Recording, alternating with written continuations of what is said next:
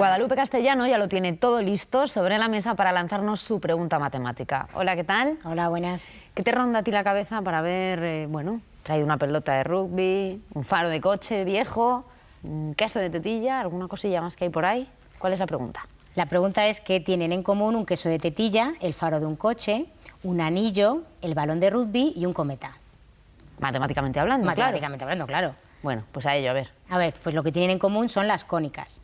Y yo soy capaz de, cortando un queso de tetilla, sacarte todas las cónicas. Pero no solamente soy capaz yo. Cualquier estudiante de primero de bachillerato, de la opción de ciencias, de matemáticas de ciencias, tendría que poder ser capaz de, cortando un queso de tetilla, sacar todo lo otro que son cónicas.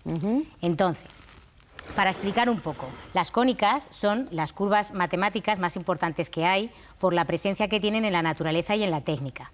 Hay curvas matemáticas que están presentes en la técnica y hay otras que están presentes en la naturaleza, pero las cónicas están muy presentes en ambos ámbitos, por eso son una de las más importantes. Fueron descubiertas por Menecmo, que era profesor maestro de Alejandro Magno en el siglo V a.C. Y bueno, las cónicas vienen de cono. Un cono en matemáticas es esto que yo me he hecho con los papeles de 2 helados, un cono que tiene 2 hojas o 2 mantos, que se llama. Este cono, esta recta, esta cuerdecita que yo tengo, es el eje del cono. Si yo lo giro, el cono permanece invariable. Eso significa que el cono es una superficie de revolución.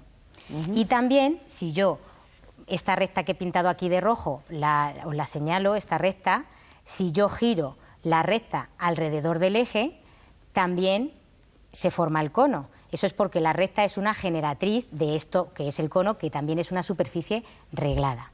Y ahora, claro, la pregunta es, bueno, si el ángulo con respecto, la generatriz con respecto al eje es pequeño, pues se forma un cono más estilizado, y si es más anchote, pues se forma esto, que es el queso de tetilla, ¿no? La pregunta ahora que nos tenemos que hacer es, ¿de cuántas maneras se puede cortar un queso de tetilla, ¿no? Esto que sería el cono de doble hoja. Depende de si cortamos uno o las dos, ¿cómo has dicho que se llaman? Mantos u hojas. Entonces, efectivamente, si yo quiero cortar los 2 mantos del cono, pues ¿qué me saldría? Vamos a ver. Me saldría así, yo lo corto así, me salen 2, ¿no? Me sale esta y la que me sale arriba y abajo. La pieza de arriba y la de abajo. Esto es una hipérbola. La hipérbola en los objetos del principio corresponde a la trayectoria de algunos cometas. Esos cometas que tienen trayectorias abiertas, que vienen del infinito, nos visitan y se van al infinito, ¿no? Los cometas... ¿Solo se ven una vez? Que solo se ven una vez, efectivamente.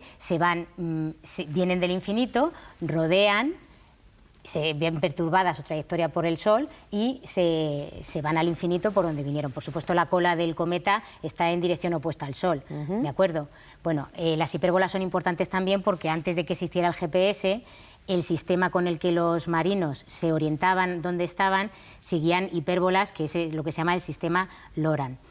Bueno, y ahora, eso si cortamos los 2 mantos. Si solo queremos cortar un manto, vamos a ver, podemos cortar un manto para conseguir una curva abierta o una curva cerrada. En el caso de que queramos una curva abierta, pues tendríamos que cortar en este sentido. No podríamos cortar así porque si no cortaríamos los 2, ¿no? Si cortásemos en este sentido, ¿qué me queda? A ver, me queda esto, que es otra cónica, que es una parábola. Esto es una parábola. En los objetos que has traído... Que de los objetos que he traído corresponde al faro del coche. Este que tienes tú aquí al lado es el faro de un Seat Ibiza. Y este es uno desmantelado, que solamente se ve la cuenca del faro. Porque los faros, si vemos, coincide que es la misma forma, ¿vale? A ver cómo lo pongo. Para que se vea. Para que se vea, así. ¿De acuerdo? Entonces, los faros de los coches tienen forma parabólica, algunos de ellos, los más antiguos, porque del mismo modo que las parabólicas que tenemos en casa también se llaman parabólicas porque tienen forma de parábola. La razón es porque se da una propiedad óptica y matemática que consiste en que el paraboloide tiene ahí un punto donde yo pongo el dedo que se llama foco. En el caso del faro del coche, pues ahí es donde iría la bombilla. La bombilla luce y rebota la luz en la placa del faro. La propiedad que tiene es que si la bombilla está en el foco, se alumbra ¿De manera solamente perpendicular? Los rayos de la bombilla ¿Sí? van a salir en perpendicular con una recta que está aquí detrás que se llama directriz. Claro, un coche cuando alumbra no quiere alumbrar los árboles al lado de la carretera, quiere alumbrar la carretera, por eso los faros parabólicos eran ideales para esto. Las parabólicas, pues si nosotros las orientamos, claro, las tienes que orientar de manera que los rayos del satélite vayan a dar al plato en perpendicular con esta recta directriz y van a parar al receptor de la parabólica. Cuanto más grande es el plato de la parabólica, mayor incidencia de rayos habrá y mejor será la recepción de las ondas. ¿Esto lo tiene en cuenta un antenista cuando va a instalar una antena? Bueno, el antenista no sé si sabe que es porque esto es una parábola, pero claramente pasa eso. Cuando hay lluvia y se mueve un poquito, se descuadra la parabólica, claro, ya no está apuntando los rayos en problemas perpendicular. de recepción, ¿no? Efectivamente. Movemos un poco la parabólica para volver a poner en perpendicular y solucionado el problema. Muy bien, hasta aquí. Bien. Siguiente, ahora ya lo que quiero conseguir es, cortando el queso de tetilla y solamente uno de los mantos, una curva cerrada. Quiero hacer una curva cerrada. Entonces tendría que cortarla con el ángulo ya bastante más como en horizontal, ¿no? Entonces, si yo corto en este sentido, me queda esta curva, que es una elipse. Hay una forma muy interesante, muy fácil además, de dibujar una elipse, que es la que utilizan los jardineros. Cuando nos encontramos un jardín, un parterre que tiene forma elíptica, es porque el jardinero ha hecho lo siguiente.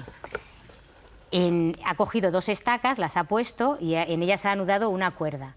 Estos dos puntos donde clava las estacas el jardinero se llaman focos.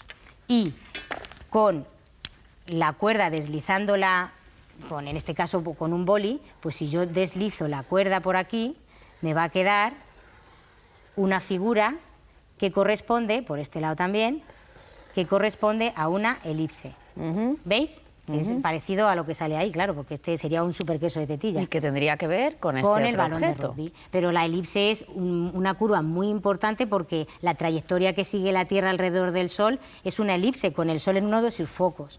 Y también hay una propiedad óptica que dice que si vamos a imaginarnos que esto fuera una mesa de billar con las paredes por aquí, si aquí hubiese un agujerito y aquí yo sacase con el palo de billar, yo sacase la bola que diese a parar a las paredes de la mesa de billar esta hipotética, la pelota siempre llegaría al otro agujero, a este agujero. Desde aquí saco y desde aquí llega, o desde aquí saco y aquí llega.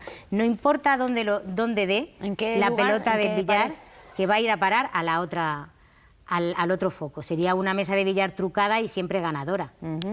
Bien. Y nos queda un objeto más. Y nos queda un objeto más. Un objeto más que sale de cortar en perpendicular al eje este que habíamos hablado antes, el eje que tienen las dos hojas. Si yo corto en perpendicular al eje, me queda una circunferencia.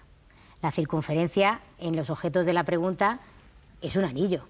Y es muy importante porque el Sol y la Luna son redondos. Y la rueda del coche. Las ruedas son redondas y las naranjas son redondas. Ya vimos el primer día, la primera pregunta, que el círculo, lo importante que es. Pues muchas gracias, Guadalupe. Yo creo que nos ha quedado bastante claro. La próxima vez ya más o menos tienes pensado de qué vamos a hablar. Vamos a hablar de alcaldes. Bueno. ¿Qué tendrán que ver con las matemáticas? Eso digo yo. Bueno, ya me lo cuentas. Gracias. Lo dicho, que seguiremos explorando las matemáticas más creativas en próximas ediciones de La Aventura del Saber. Antes de ese encuentro, les esperamos mañana mismo para hablarles, por ejemplo, de viajes. Gracias y adiós.